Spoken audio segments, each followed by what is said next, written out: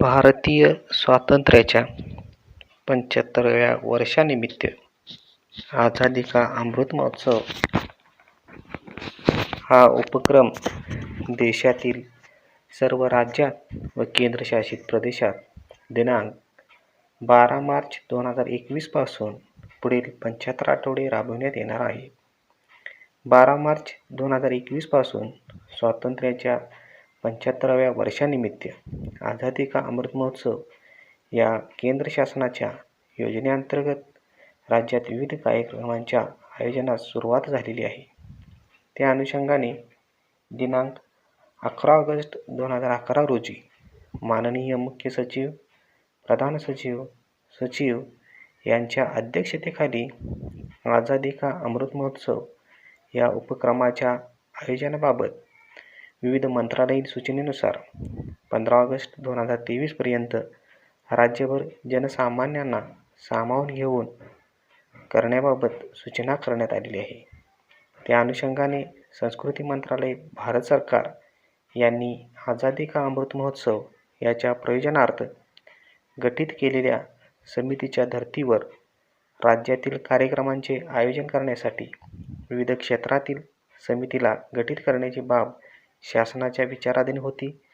त्या अनुषंगाने शासनाने आझादी का अमृत महोत्सव या उपक्रमासाठी खालील शासन निर्णय दिनांक 13 ऑक्टोबर 2021 रोजी बैठकीत घेतलेला आहे. भारताच्या स्वातंत्र्याच्या 75व्या वर्धापन दिनानिमित्त साजरा होणाऱ्या आझादी का अमृत महोत्सवात लोकांचा जास्तीत जास्त सहभाग आणि जागरूकता सुनिश्चित करण्यासाठी माहिती आणि प्रसारण मंत्रालयामार्फत सुरू केलेला आहे. हा अमृत महोत्सव जनभागीदारी आणि जन आंदोलन च्या भावनेने साजरा केला पाहिजे.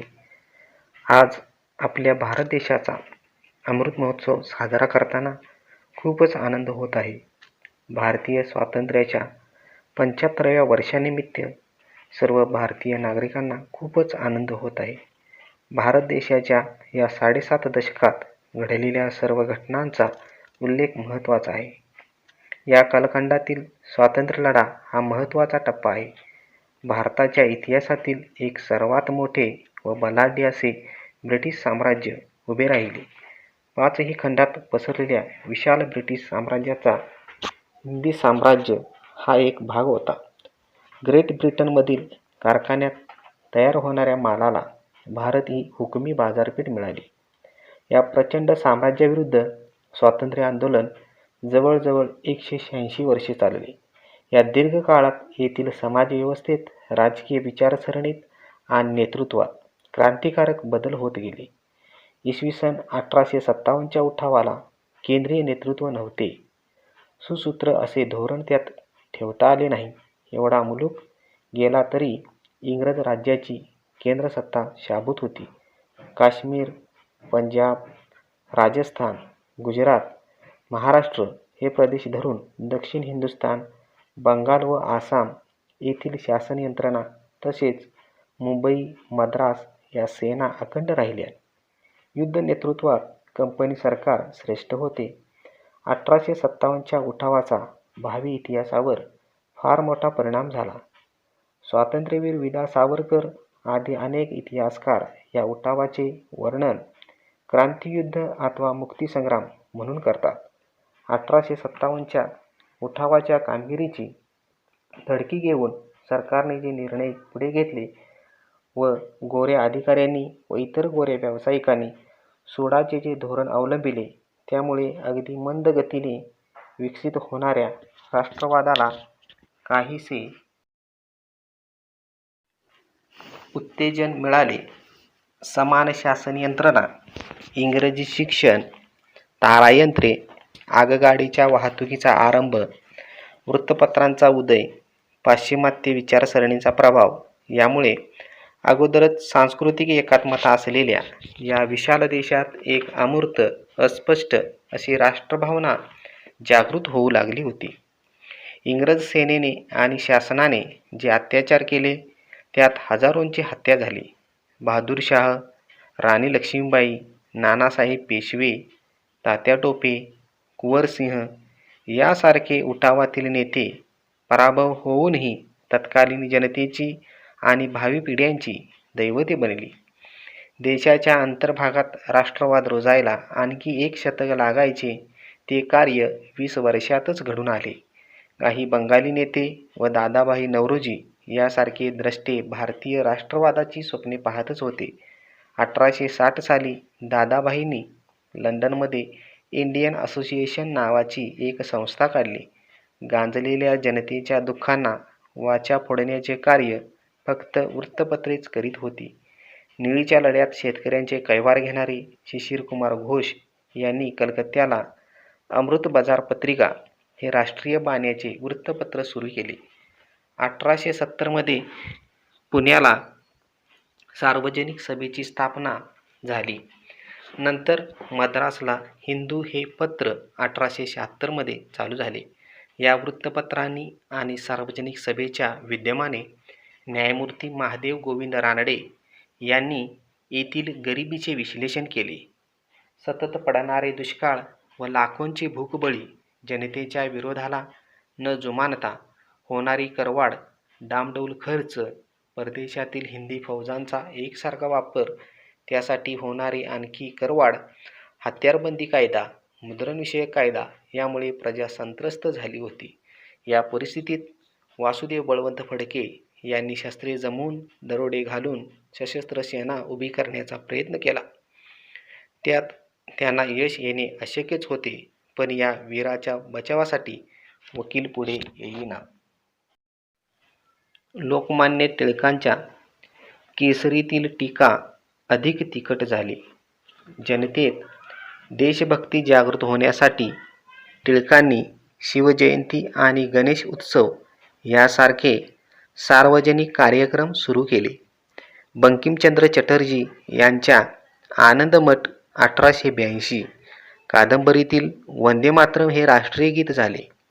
वंदे मातरम युद्धघोषणा ठरली.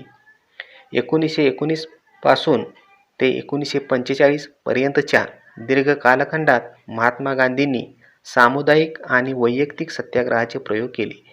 माणसाच्या राजकीय इतिहासात भारतातील हा आधुनिक स्वातंत्र्य प्राप्तीचा इतिहास सत्याग्रहाच्या कालखंडाने अभूतपूर्व ठरतो. या प्रयोगामुळे भारतातील कोट्यावधी अशिक्षित व निरक्षर जनता राजकीय दृष्टीने जागृत झाली आणि प्रयत्नशील बनली. भारताच्या इतिहासात 21वे शतक हे अत्यंत वैशिष्ट्यपूर्ण ठरले आहे. स्वातंत्र्योत्तर 7.5 दशकात आपण नेमकं काय मिळवलं आणि काय गमावलं याचा विचार करायला हवा. देश आणि राज्यात अनेकदा सत्तांतरे झाली. विविध विचारांचे पक्ष आणि संघटना उदयाला आल्या. मूल्यात्मक राजकारण हळूहळू बाद होत गेले आणि हितसंबंधांच्या विध्वंसक खेळालाच आपण राजकारण म्हणायला शिकलो. पंडित नेहरू ते नरेंद्र मोदी हा आपल्या पंतप्रधान काळातील प्रदीर्घ कालखंडाचा प्रवास देशाच्या विकासाला किती प्रभावी ठरला हे जाणून घेणे महत्त्वाचे आहे. मतासाठी जात, धर्म, प्रदेश आणि महापुरुषांना वेठीस धरण्याचा प्रकार मोठ्या प्रमाणात रूढ झाला आहे. विचारांच्या, तत्त्वज्ञानाच्या नव्या संहिता निर्माण होत आहेत. सत्य आणि सौंदर्याची नवी लिपी लिहिली जात आहे. आमच्यात एकमेकाविषयी द्वेष भिनत चालला आहे. द्वेषापोटी आम्ही एकमेकावर गोळ्या झाडल्या. नेत्यांना, विचारवंतांना ठार केलं.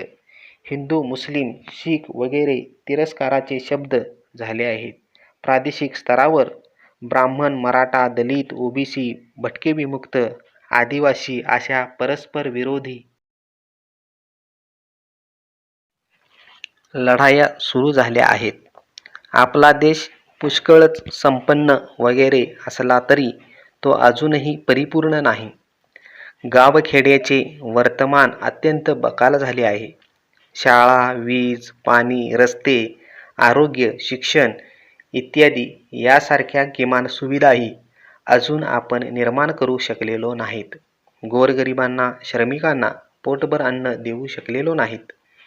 आदिवासींचे कुपोषण थांबवू शकलेलो नाहीत. जातीजातीतील वादविवाद, बालविवाह, गोरगरीब जनतेचे शोषण, सरकारी योजना तळागाळातील लोकांपर्यंत पोहोचण्यात बरेच अडथळे निर्माण झालेले आहेत. सध्याचा काळ तर अनेक अरिष्टांचा भयावह काळ आहे. या काळाने आपल्याला सर्वार्थाने शूद्र ठरवले आहे. भ्रष्ट राजकारण आणि भ्रष्ट नोकरशाही या दोन गोष्टींना सामाजिक मान्यता मिळत असेल तर ती अत्यंत दुर्दैवी गोष्ट आहे. याच शिवाय सर्वसमावेशक व विधायक दृष्टी असलेल्या नेत्यांचा अभाव ही आपली मोठी समस्या आहे. अशा नेत्यांना जाब विचारण्याची क्षमता नागरिक म्हणून आपण गमावून बसणे हेही धोकादायक आहे. कधीकाळी चळवळींचा कार्यकर्त्यांचा नैतिक धाक असायचा, कारण सामाजिक बांधिलकी म्हणून काम करण्याची वृत्तीच संपुष्टात आली आहे. असे का झाले याचे कोणतेच तार्किक उत्तर आपल्याला देता येत नाही.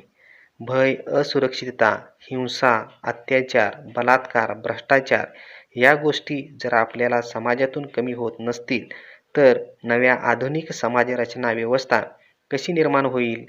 लोकशाही तत्त्वप्रणाली प्रभावीपणे यशस्वी करता येईल का, यासाठी विशेष प्रयत्न करणे गरजेचे आहे. अमृत महोत्सवी वर्षात पदार्पण ही देशाला अत्यंत आनंददायी घटना आहे.